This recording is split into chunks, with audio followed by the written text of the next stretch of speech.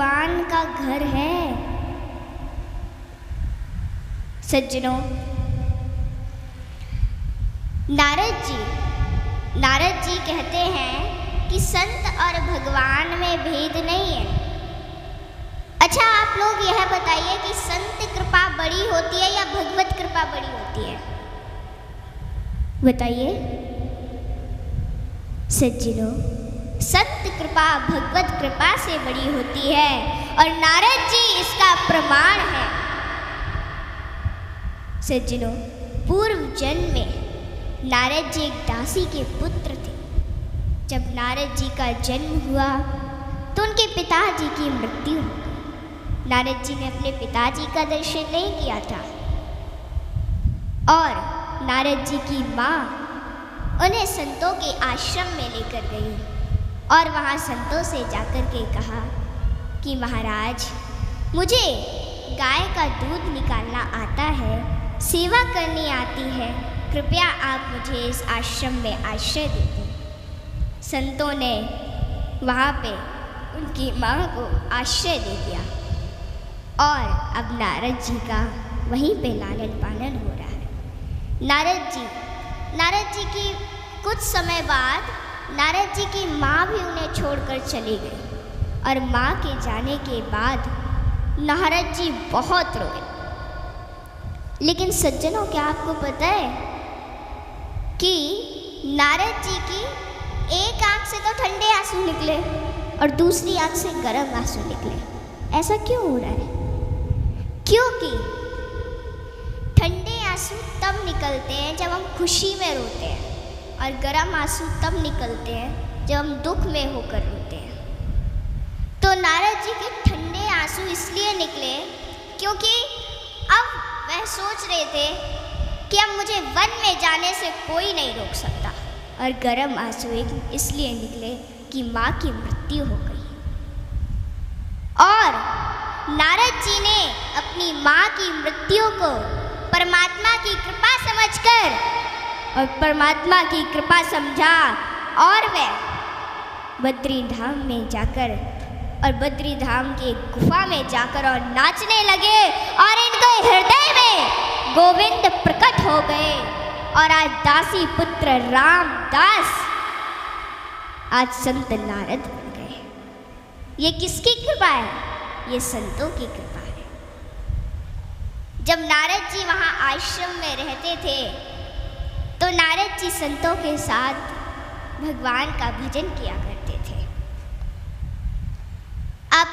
आप लोगों को तो यह पता होगा कि मीरा जी जब वृंदावन आई और वृंदावन आने से पहले जब राणा जी ने और लोगों ने उनसे पूछा कि तुम्हें क्या मिला संत बनकर, तुम्हारे पास सब कुछ था, हाँ, क्या मिला तुम्हें संत बनकर, तुम क्यों संत बन गए?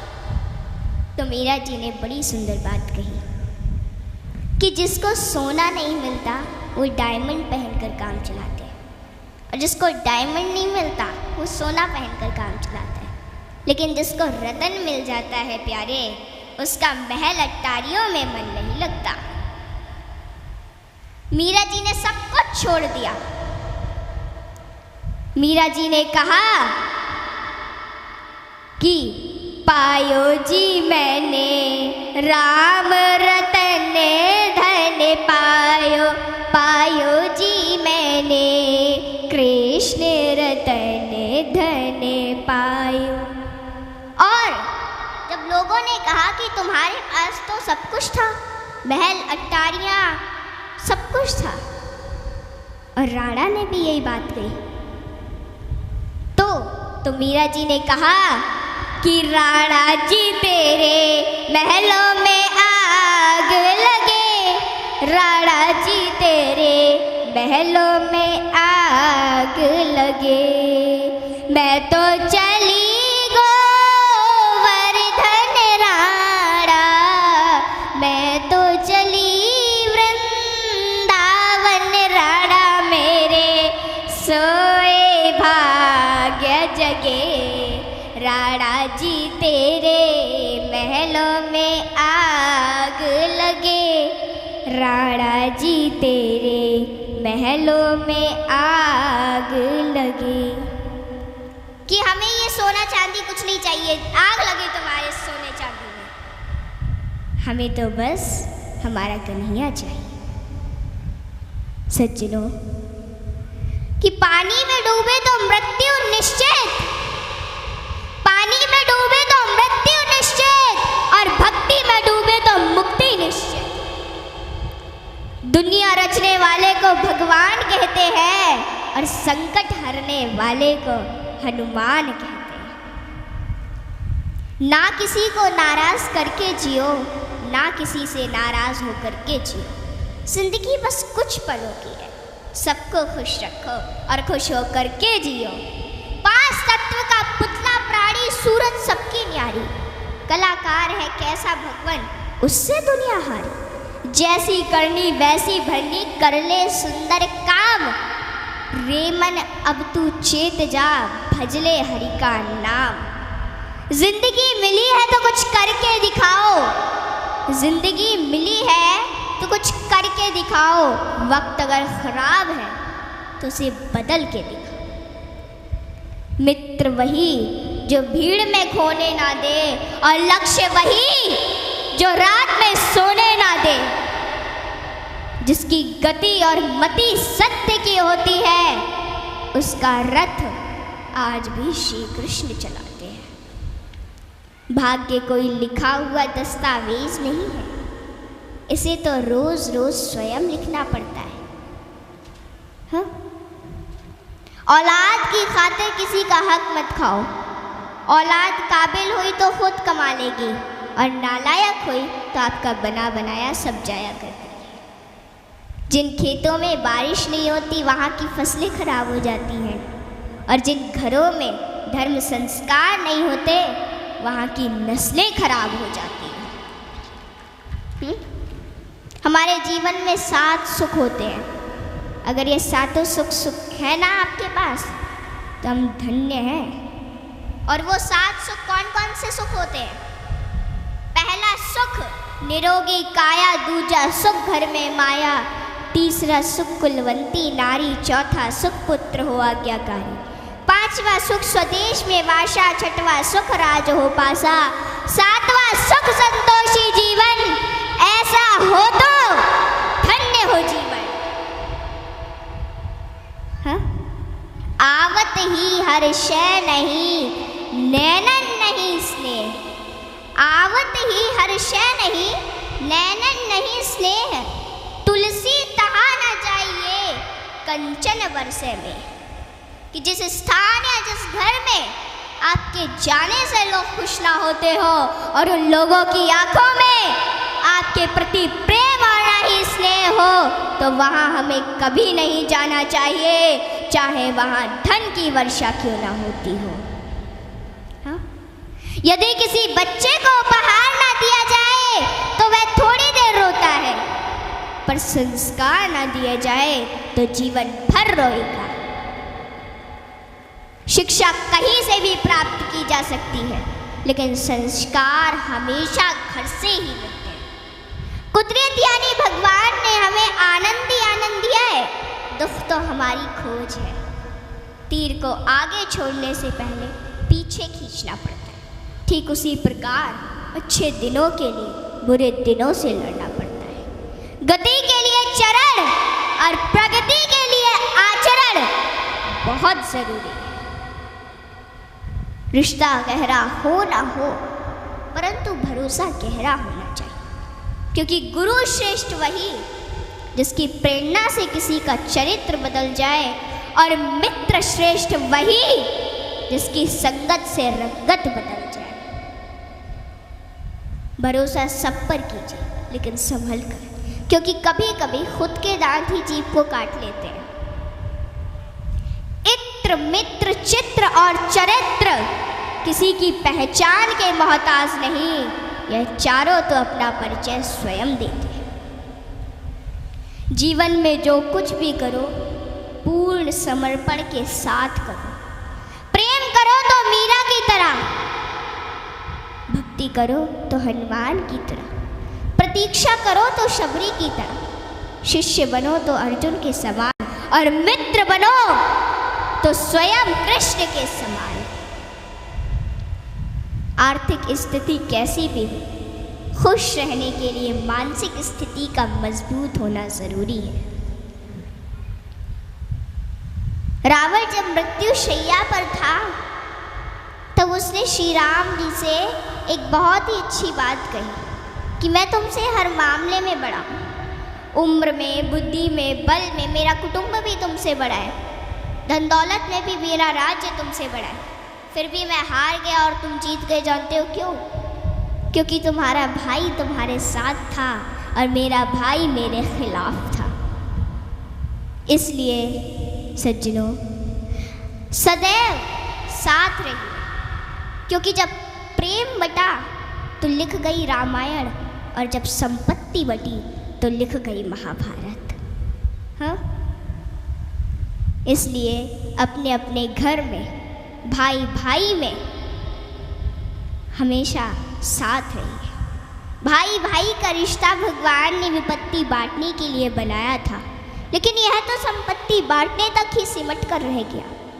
जब बिना भाई के रावण हार सकता है, भाई के साथ प्रभु श्री राम जी जीत सकते हैं, तो हम और आप किस घमंड में हैं?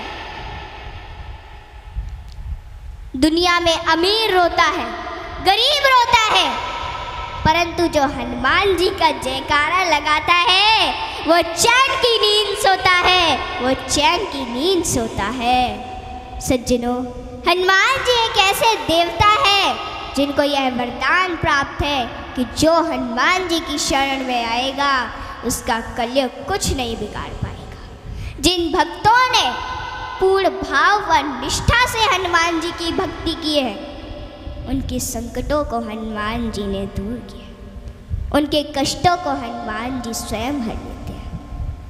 हनुमान जी के भक्तों को जीवन में कभी भी परिस्थितियों का सामना नहीं करना पड़ता है। सज्जनों, आज मैं आपको हनुमान जी के कुछ ऐसे प्रसंग बताती हूँ। नंबर 1, रामचरितमानस में हनुमान जी को महावीर कहा गया है। वीर शब्द तो बहुतों के लिए प्रयोग में लाया गया, जैसे भीष्म, भीम, मेघनाद, रावण इत्यादि, परंतु महावीर शब्द मात्र हनुमान जी के लिए प्रयोग में लाया गया है।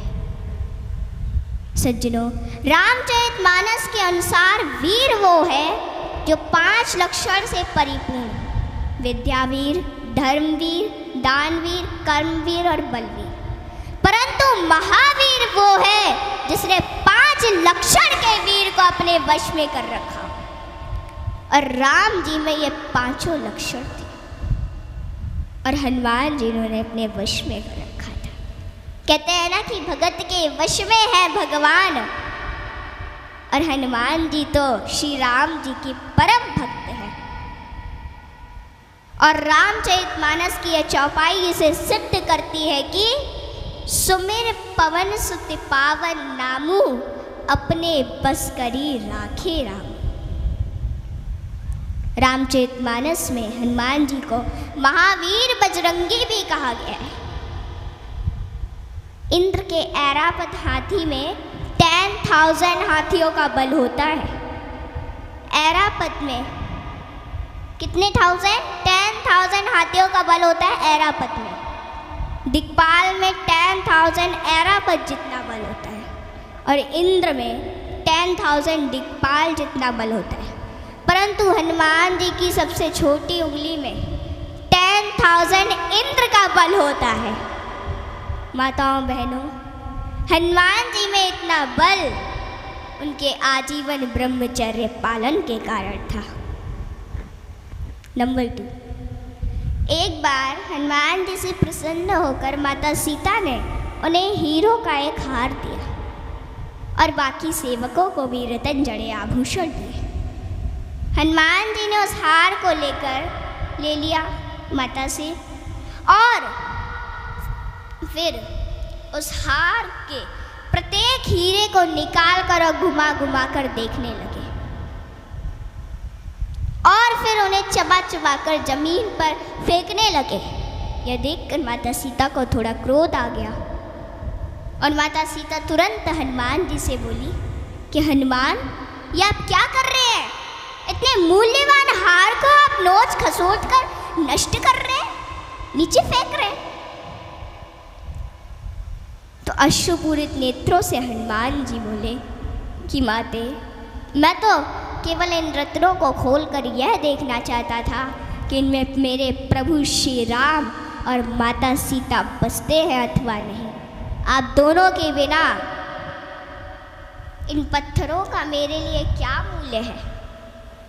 वहाँ पे खड़े बाकी सेवक भी ये सभी घटना देख रहे थे और वे तुरंत बोले कि हनुमान, यदि इस निर्जीव वस्तु में श्री राम नहीं तो श्री राम कहाँ है? हनुमान जी ने कहा कि श्री राम तो मेरे हृदय में बसते हैं।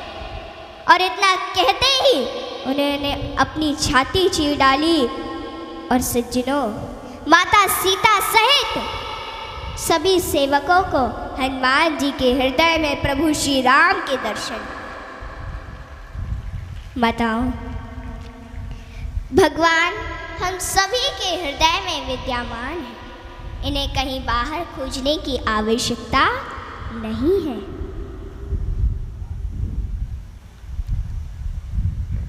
ऊपर वाले की अदालत में वकालत नहीं होती, ऊपर वाले की अदालत में वकालत नहीं होती, और अगर सजा हो जाए तो जमानत नहीं होती प्यारे, सजा हो जाए तो जमानत नहीं होती। काम करो ऐसा कि पहचान बन जाए, काम करो ऐसा कि पहचान बन जाए, कदम चलो ऐसे कि निशान बन जाए। जिंदगी तो हर कोई काट लेता है, जिंदगी तो हर कोई काट लेता है, पर जिंदगी जियो ऐसे कि मिसाल बन जाए, जिंदगी जियो ऐसे कि मिसाल बन जाए।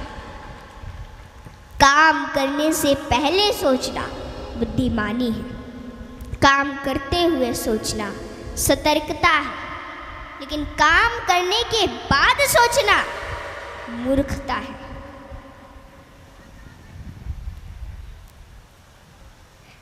सज्जनों, सत्संग क्या है?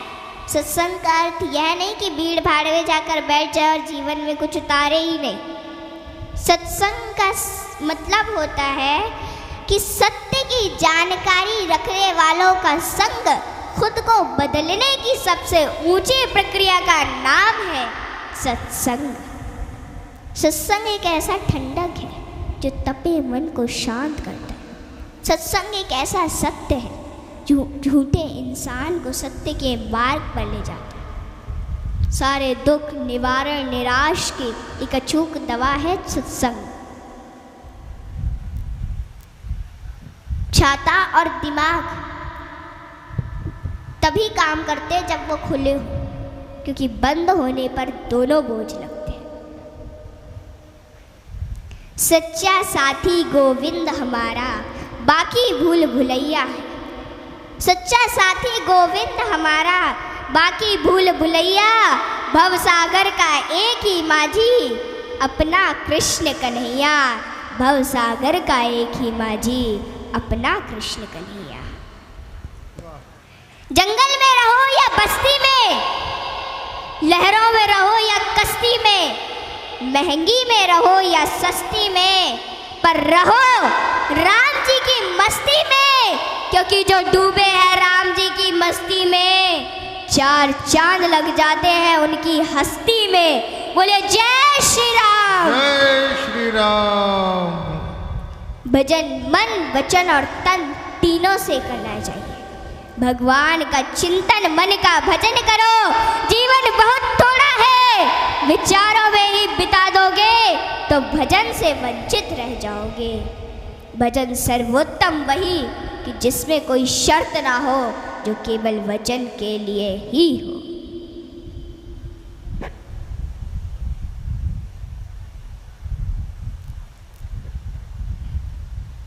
सभी लोग एक बार प्रेम से बोले राधे राधे।